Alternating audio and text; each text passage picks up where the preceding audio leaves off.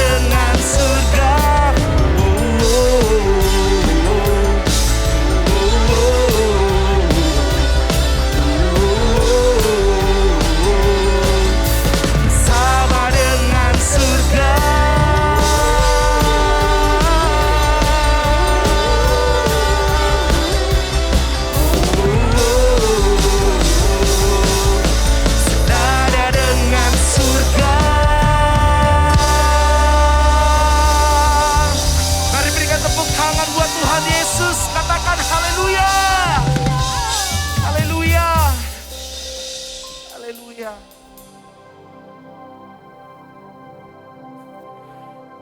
Kami datang Tuhan, membawa hati kami kepadamu, membawa penyembahan kami. Kami bawa kasih kami, cinta kami kepadamu ya Tuhan.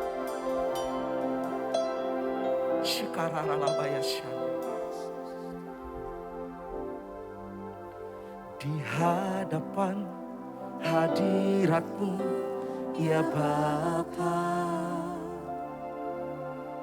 ku datang dengan penuh kerinduan. Di hadapan hadirat-Mu ya Bapa, segala keangkuhanku hilang. Di hadapan hadirat-Mu ya Bapa, ku datang dengan penuh kerinduan. Di hadapan hadirat-Mu ya Bapa, segala keangkuhanku hilang. Ku sembah Kau ya Bapa, ku sembah Kau ya Tuhan.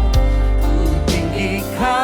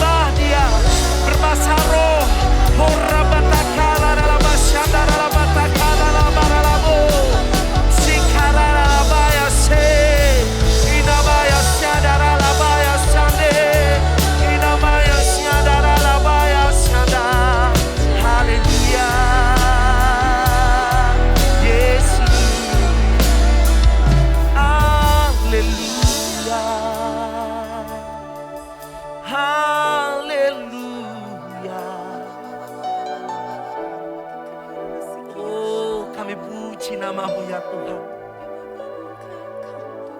Shikararalabaya shandaralabaya. Urabashikararalabaya shandaralabaya. Haleluya.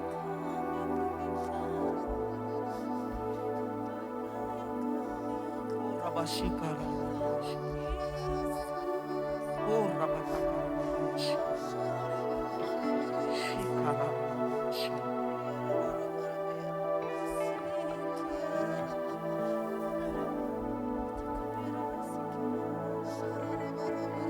Shikararalabaya.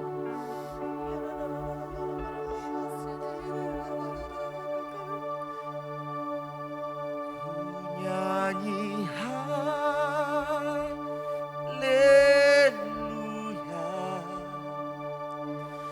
ku nyanyi haleluya,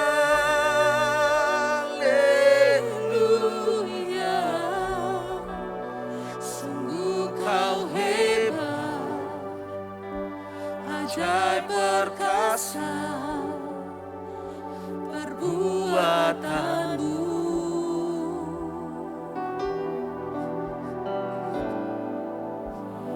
Ku nyanyi haleluya,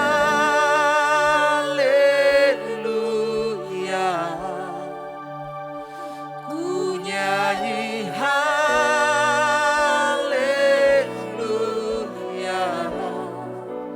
sungguh kau hebat, ajaib perkasa buatanmu.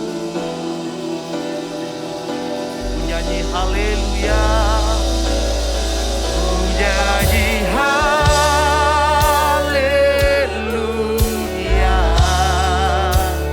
ku nyanyi haleluya,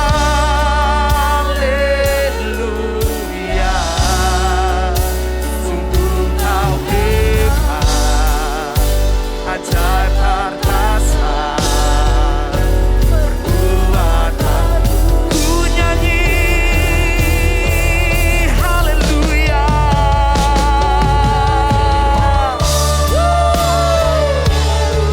Yes, kami katakan Yesus Tuhan.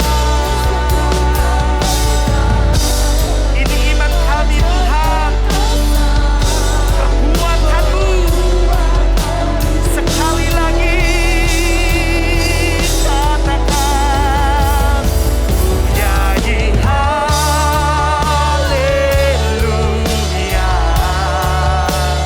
ku nyanyi haleluya, sungguh kau hebat, ajaib perkasa perbuatanmu di hidupku, di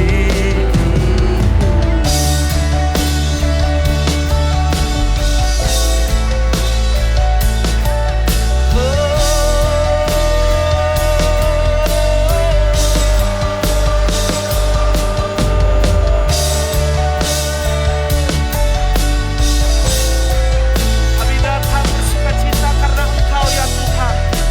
Terpujilah nama-Mu, Yesus Tuhan. Haleluya. Oh, mari kita berikan tepuk tangan buat Tuhan Yesus. Tepuk tangan, katakan haleluya.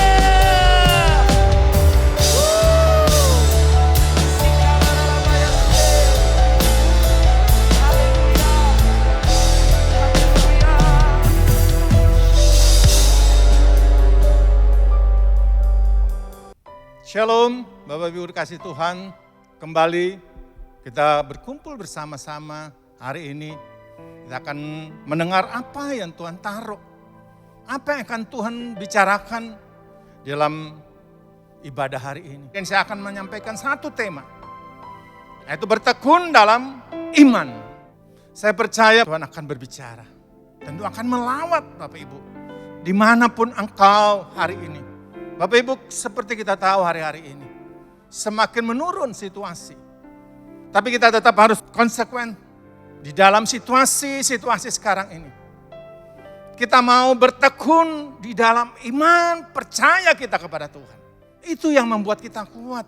Fokus kita hari-hari ini hanya kepada Tuhan. Bertekun artinya kita harus sungguh-sungguh dengan Tuhan. Kita mengarahkan mata iman kita hanya kepada Tuhan. Kolose pasal yang ke-1 ayat yang 23 katakan. Sebab itu kamu harus bertekun dalam iman. Tetap teguh dan tidak bergoncang. Dan jangan mau digeser dari pengharapan Injil yang telah kamu dengar dan yang telah dikabarkan di seluruh alam di bawah langit. Dan yang aku ini, Paulus telah menjadi pelayannya. Amin Bapak Ibu. Kamu harus bertekun dalam iman. Tetap teguh dan tidak bergoncang. Kita harus teguh. Jangan iman kita tergoncangkan dengan situasi, kondisi yang ada di luar hari-hari ini. Yang membuat iman kita goyang. Berita-berita yang kita terima lewat gadget kita, lewat informasi-informasi. Itu jangan sampai menggoyangkan iman percaya kita. Kita harus bertekun dalam iman hari-hari ini Bapak Ibu kasih Tuhan. Efesus pasal 1 ayatnya yang ke-18. Dan supaya ia menjadikan mata hatimu terang. Agar kamu mengerti pengharapan apakah yang terkandung dalam panggilannya. Betapa kayanya kemuliaan bagian yang ditentukannya bagi orang-orang kudus. Luar biasa Bapak Ibu firman ini. Ini yang menjadi rema di dalam kehidupan saya sepanjang 2021 ini. Ia akan menjadikan mata hatimu terang pada saat engkau sungguh-sungguh dengan Tuhan. Pada saat mata hatimu fokus kepada Tuhan. Supaya apa? Pada saat kita sungguh-sungguh bertekun dengan Tuhan. Kita mengerti pengharapan apa yang terkandung di dalam panggilannya. Dia sudah memilih saudara dan saya. Dia sudah memanggil saudara dan saya. Saya percaya dia yang akan menyertai kita hari lepas hari. Betapa kayanya kemuliaan yang ditentukan bagi orang-orang kudus. Bukan kita hari-hari ini semakin hari semakin dikuduskan. Pengurapan Tuhan, Roh Kudus sedang dicurahkan buat gerejanya hari-hari ini. Supaya kita kudus di hadapan Tuhan. Supaya kemuliaannya semakin hari semakin dahsyat. Yang membuat kita kuat menghadapi hari-hari ini Bapak Ibu. Ada amin? Rasul Paulus sendiri mengatakan bahwa pengharapan adalah kekayaan tidak terduga. Kekayaan tidak terduga. Saya berharap jemaat yang menyaksikan, yang mendengarkan berita hari ini. Supaya yang menjadikan mata hatimu terang. Roh Kudus yang membuat mata hati kita terang. Pada saat kita bertekun. Pada saat kita sungguh-sungguh dengan Tuhan. Betapa kaya luar biasa Bapak Ibu. Saya begitu terima firman ini, saya sangat terkagum-kagum. Dan itu yang membuat mata hati saya sampai dengan hari ini hanya tertuju kepada Tuhan. Saya tidak melihat lagi situasi yang ada di belakang saya. Saya tidak melihat lagi apapun yang terjadi dalam usaha saya. Tapi mata hatiku hanya tertuju kepada Tuhan. Dan lambat laun Tuhan pelihara sampai hari ini. Kami tidak kekurangan apapun. Saya percaya juga Bapak Ibu. Kalau engkau sungguh-sungguh dengan Tuhan. Engkau bertekun dalam iman dengan Tuhan. Tuhan akan pelihara Bapak Ibu. Ada amin? Engkau yang mungkin sedang terbaring. Engkau yang mungkin dalam kelemahan. Engkau rasanya jauh mungkin ingin lari dari Tuhan. Tapi hari ini saya mau katakan. Datang kepada Tuhan. Merendahkan diri di hadapan Tuhan. Dan engkau berkomitmen di hadapan Tuhan. Untuk bertekun dengan Tuhan hari-hari ini. Betapa kaya kemuliaannya. Tuhan itu luar biasa Bapak. Tuhan kita itu dahsyat. Jemaat Tuhan saya ingin mengajak, ayo hari ini kita mengambil satu komitmen. Untuk kita bertekun dalam iman kita kepada Tuhan. Seperti jemaat di Efesus. Rasul Paulus terus mengingatkan jemaat-jemaat di Efesus.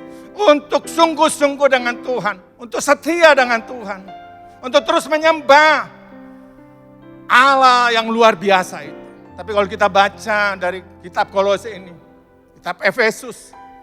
Jemaat Tuhan masih perlu dikuatkan. Hari ini juga saya ingin memberikan kekuatan, membangkitkan gairah Bapak Ibu. Supaya Bapak Ibu senantiasa bertekun dalam Tuhan. Bertekun dalam iman percayamu kepada Tuhan. Untuk mata hati kita tertuju kepada Tuhan. Yang pertama, bagian terdalam dari kita, hati kita harus diterangi oleh firman Tuhan. 1 Korintus 4 ayat 5b mengatakan, akan tiba waktunya di mana Allah akan menerangi juga apa yang tersembunyi dalam kegelapan. Dan ia akan memperlihatkan apa yang direncanakan di dalam hati. Amin Bapak Ibu. Tuhan akan menerangi juga apa yang tersembunyi di dalam kegelapan. Wah, ini janji Tuhan yang luar biasa Bapak Ibu. Dia akan memperlihatkan apa yang dirancanakan di dalam hati kita. Kalau kita bertekun dengan Tuhan, kalau kita fokus kita kepada Tuhan, Dia akan menerangi hati saudara dan saya. Haleluya. Bapak Ibu yang saya kasih dalam Tuhan, jagalah hatimu dengan segala kewaspadaan. Hari-hari ini hari-hari yang dahsyat. Hari-hari ini adalah hari-hari peperangan buat gereja. Gereja harus menjaga hati. Sudah supaya tidak terpengaruh dengan situasi yang ada di luar sana. Karena dalam hati terpancar kehidupan saudara dan saya. Buahnya kelihatan dari hati kita Bapak Ibu. Di dalam kehidupan kita berjalan bersama Tuhan. Oleh sebab itu saya mengajak kita, jemaat yang saya kasih dalam Tuhan. Ayo kita bertekun. Semakin hari semakin bertekun dengan Tuhan. Waktu-waktunya semakin singkat Bapak Ibu. Kita tidak tahu kapan Tuhan akan datang. Tapi bagaimana kita mempersiapkan diri kita. Kita harus bertekun dalam iman. Supaya kita menjadi gereja yang punya integritas. Jemaat yang punya integritas. Karakter-karakter ilahi. Kita jadi berkat buat keluarga kita. Kita jadi berkat buat lingkungan kita. Untuk mengalami mata hati yang diterangi seseorang terlebih dahulu harus menerima dan percaya akan Injil. Percaya akan firman Tuhan. Sehingga Roh Kudus yang mendiami hati. Roh Kudus yang akan mendiami. Inilah yang akan membuat mata hati orang itu diterangi. Harus menerima dan percaya akan firman Tuhan. Makanya kita harus baca, kita harus renungkan firman Tuhan ini. Karena ini adalah makanan bagi tubuh kita. Makanan bagi tubuh rohani kita. Kalau tubuh ini butuh makanan setiap hari minimal 3 kali. Tubuh rohani juga perlu kita kasih makan makanan yang sehat. Dengan apa? Dengan membaca firman Tuhan. Seberapapun engkau sanggup. Tapi yang saya mau katakan, harus baca firman Tuhan. Harus renungkan firman Tuhan. Siang dan malam. Sesuai dengan saran juga dari gembala kita. Baca firman Tuhan. Yang ketiga, gereja Tuhan tidak cukup berhenti pada penerimaan Injil.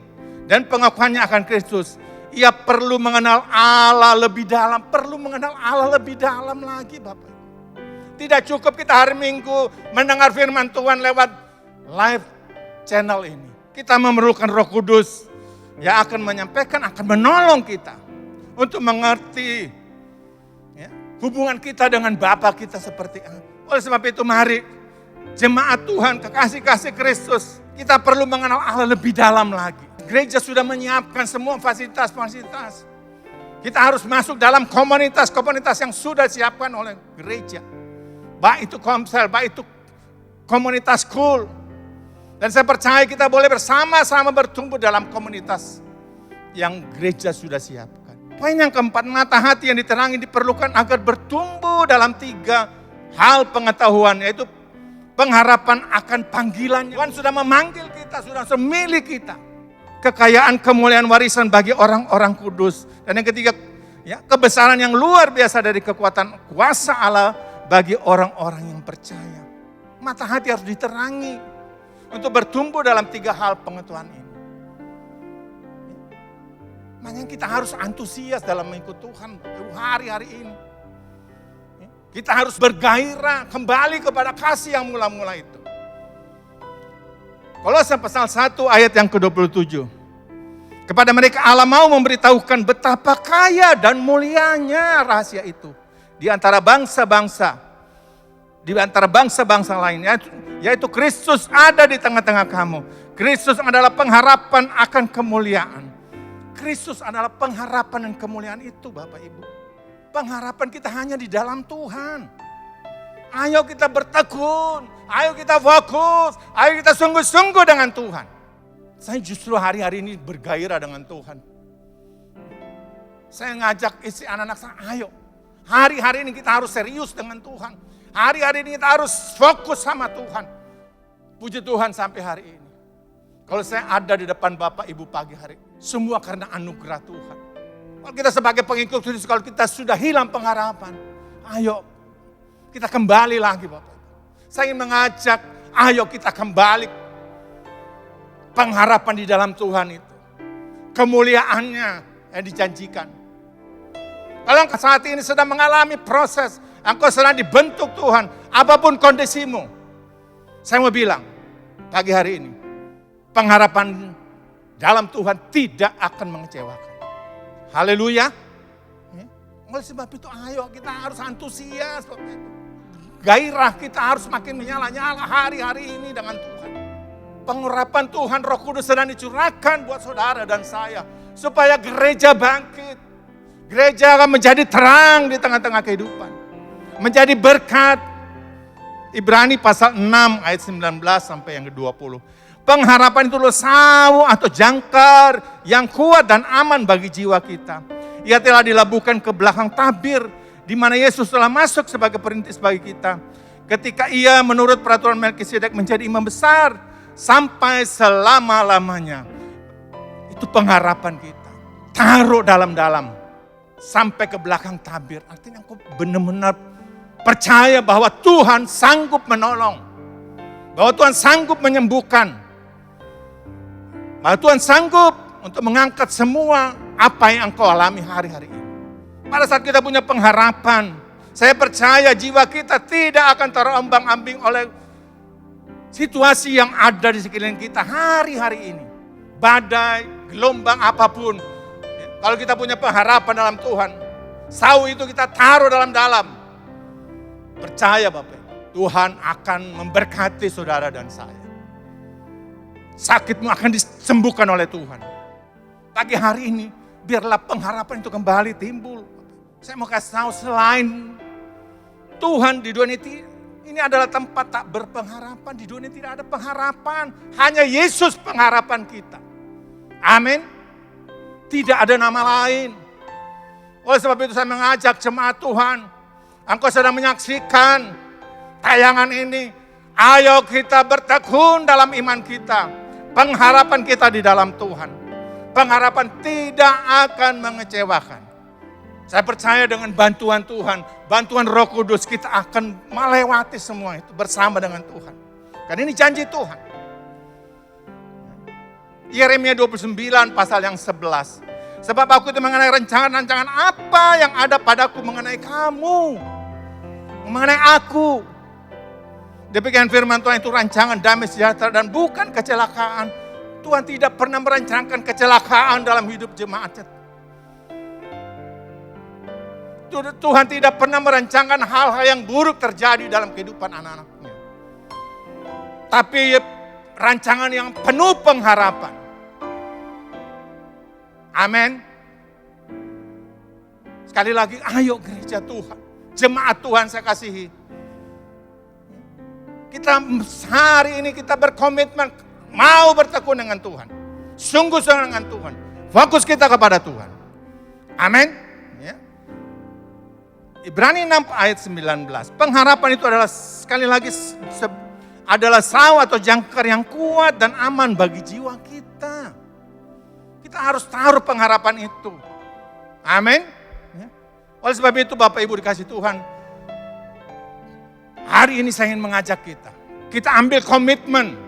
Tuhan, aku mau sungguh-sungguh dengan Engkau. Aku mau bertekun dengan Engkau Tuhan. Apapun kondisiku hari ini. Apapun keadaanku hari ini. Aku mau setia dengan Engkau Tuhan. Saya mau katakan, Yesuslah batu yang kokoh yang bisa menjadi tambatan yang kuat. Dan aman bagi jiwa kita. Untuk berpegang sehingga kita tidak akan diombang-ambingkan oleh situasi yang ada di sekeliling kita hari ini. Oleh sebab itu, jemaat yang saya kasih dalam Tuhan, tetap kuat, bertekun dalam iman. Haleluya. Nah pagi hari ini saya tidak akan panjang lebar. Tapi Ibu sudah mendengar apa yang saya sampaikan. Tentang bertekun dalam iman. Kita harus punya pengharapan. Karena pengharapan dalam Tuhan itu pasti.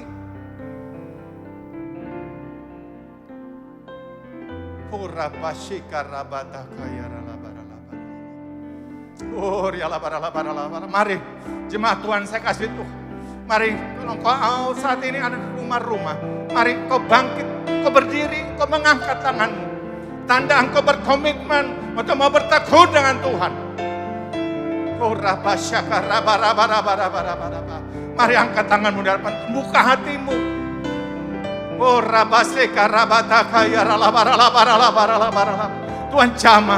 Tuhan jamah jemaat-jemaatmu Tuhan. Mereka yang sedang mengangkat tangan mereka Tuhan. Tuhan jamah mereka. Mereka berkomitmen untuk mereka mau bertekun dengan iman mereka. Pengharapan mereka taruh sepenuhnya di dalam tangan kuasa-Mu.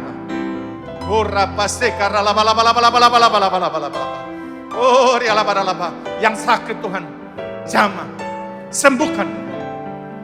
Engkau yang hari-hari ini, engkau sampai mau meninggalkan Tuhan, taruh pengharapan itu dalam Tuhan.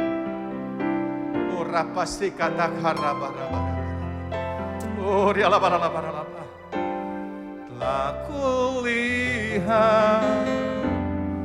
kebaikan-Mu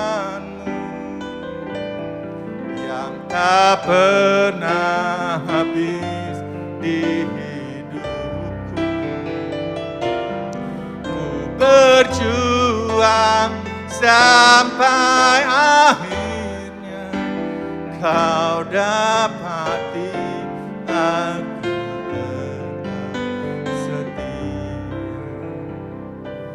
Doa kami, biar Engkau mendapati kami setia dengan Engkau. Terima kasih Bapa. Kau luar biasa, Kau dahsyat. Terima kasih Tuhan. Terima kasih Tuhan. Terima kasih Tuhan. Terima kasih Bapa. Kami bersyukur Tuhan untuk kebenaran firman yang kami boleh terima pagi hari ini. Terima kasih. Dalam nama Yesus, kita berdoa dan bersyukur. Haleluya. Mari sama-sama katakan, amin. Tuhan berkati.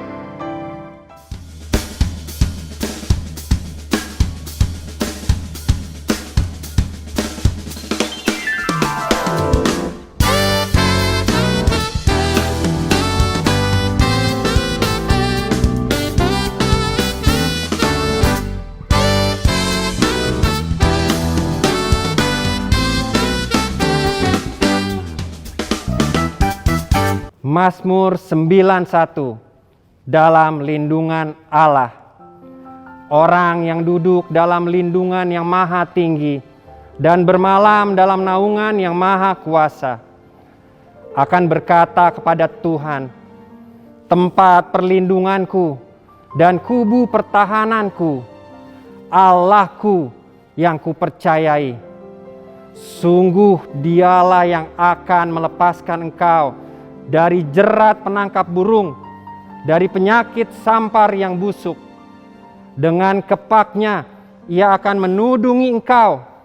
Di bawah sayapnya engkau akan berlindung. Kesetiaannya ialah perisai dan pagar tembok.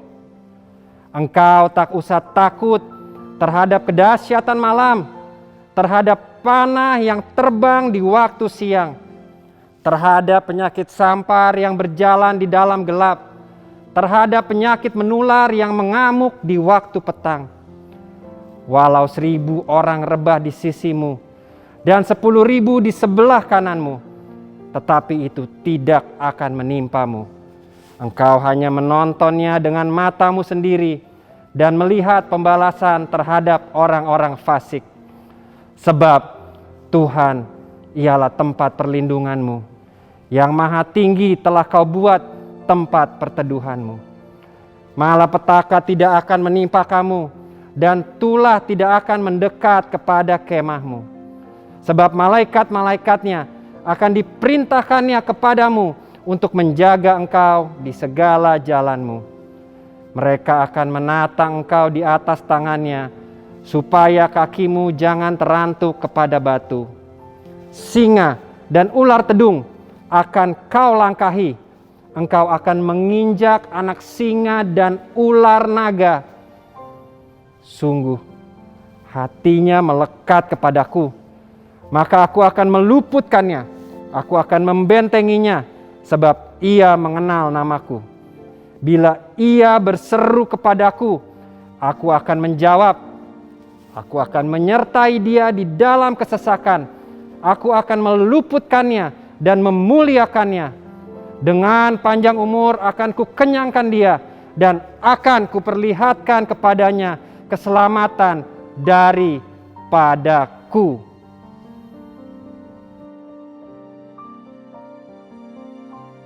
Shalom semua, banyak yang bertanya, bolehkah orang Kristen berutang?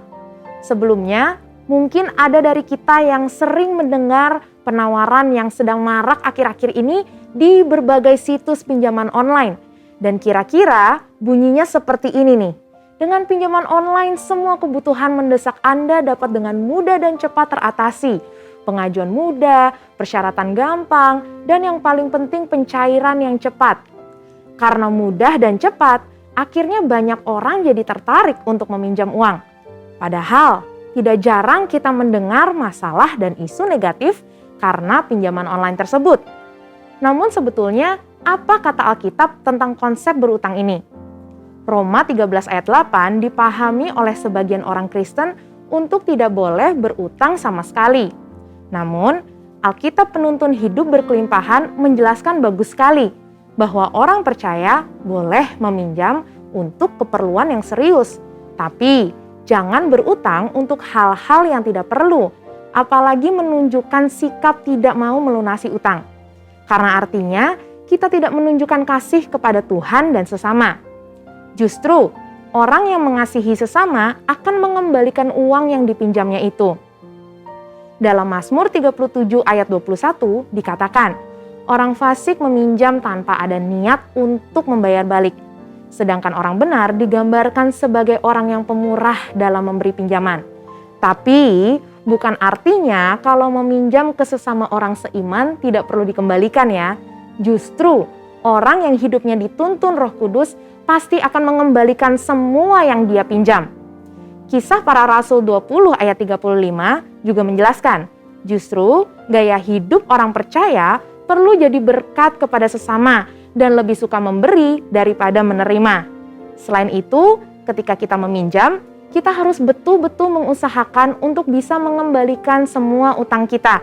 Seperti yang tertulis dalam Roma 13 ayat 7. Sehingga kita sungguh menghidupi gaya hidup yang berintegritas seperti yang Tuhan inginkan.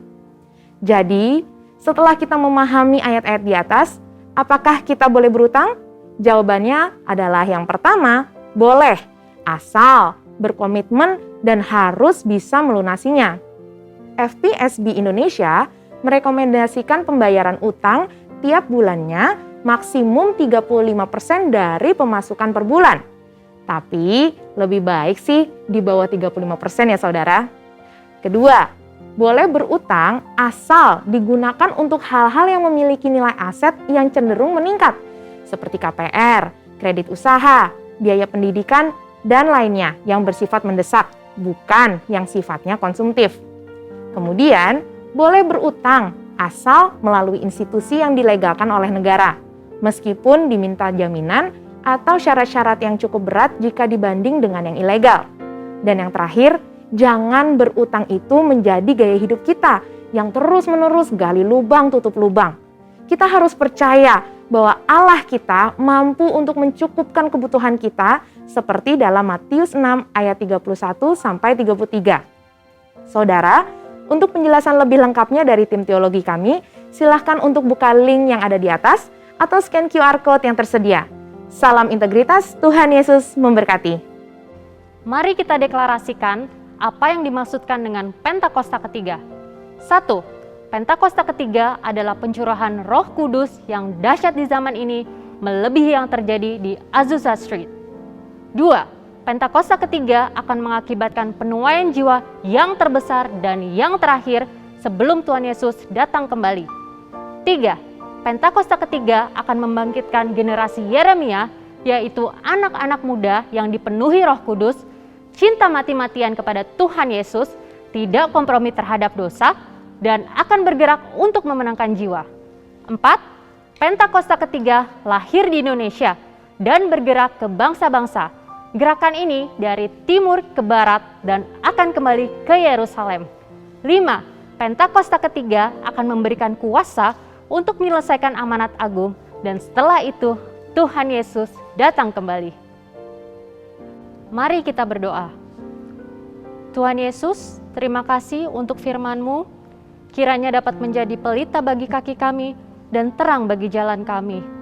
Terima kasih untuk hamba Tuhan yang sudah memberitakan kebenaran firman Tuhan pada ibadah hari ini. Berkati beliau dan seluruh keluarga besarnya dengan kesehatan yang sempurna. Berkati pelayanannya, apapun yang beliau kerjakan, Engkau buat berhasil di dalam nama Tuhan Yesus. Tuhan Yesus, kami mau berdoa untuk gembala sidang kami, Bapak Pendeta Dr. Insinyur Niko Nyotora Harjo, beserta keempat wakilnya. Engkau berikan mereka visi misi yang daripada-Mu, agar gereja-gereja Tuhan dan umat-umatnya semakin bersatu di dalam unity untuk hormat kemuliaan-Mu saja. Kami juga mau berdoa untuk Gembala GBI Bintaro Host, Bapak Pendeta Benny Gunawan, beserta staf pengembalaannya, agar tetap selalu on fire untuk memenangkan jiwa-jiwa dan membawa jiwa-jiwa baru untuk beribadah bersama kami, dan semua boleh disembuhkan.